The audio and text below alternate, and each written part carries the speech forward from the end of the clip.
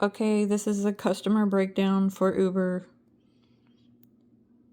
I wish everybody knew this before they started. I don't think people would even bother doing Uber if they knew this. But everybody's like, you can make $2,000 a week, blah, blah, blah.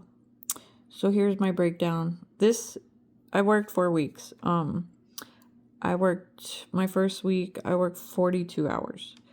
I made $16.92.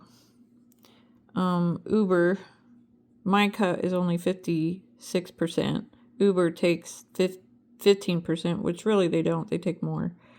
You'll see 29% for the other. So here, this is my total fare. Here's the taxes taken out. Here's the 19% for auto insurance, which is different every time. Percentage also is different. Customer promotion, which is, I guess, what the riders get. They get $5 off a ride or whatever. We pay for that. 9%. Well, actually, I don't know. No one's ever explained to me what this is, but it comes out every check. I don't know what it is, but it comes out. And it's always about $100 and something. So, and then Uber keeps the whatever they want to keep for 15 for whatever reason, to 47. And you can click on these, and this is what it says. These are discounts applied to the initial customer fare, whatever that means. And here, so that's my total that is in my bank account. But then I rent a car.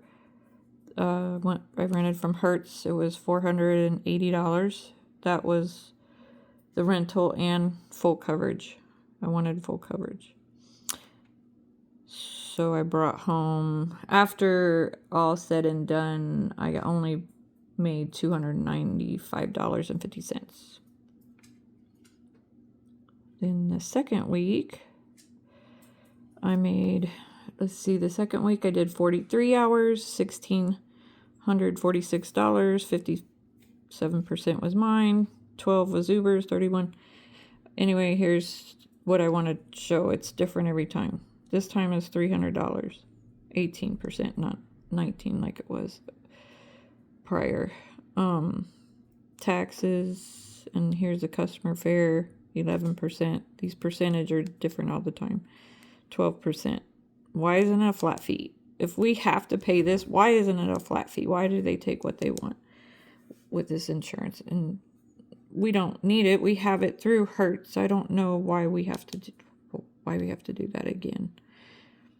So here's my amount that was in direct deposited.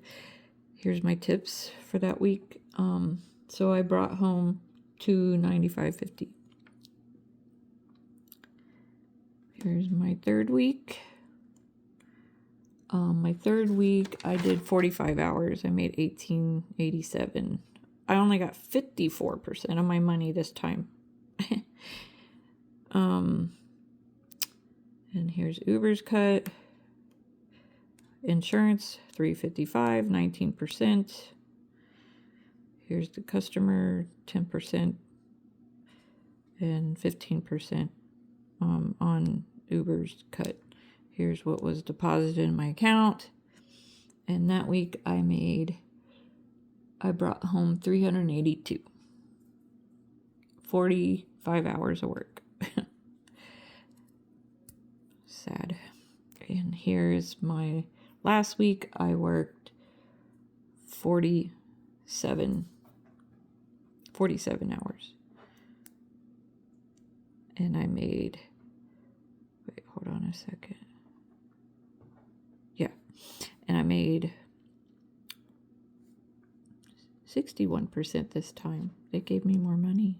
Wasn't that nice of them? So, and here's the insurance Uber took, $303. Promotion was $77. And Uber's 107%. So my earnings was $995. So I worked the most hours, 47 here, and my check was still teeny. I I changed from Hertz to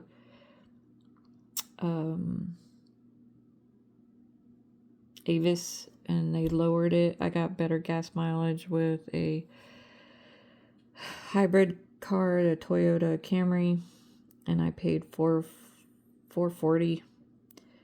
And the gas I only spent, instead of $300 a week, I spent $200 a week. So I brought home more, which was $417 the last week. So I think if you do this, you probably shouldn't rent a car so that you can keep money in your pocket.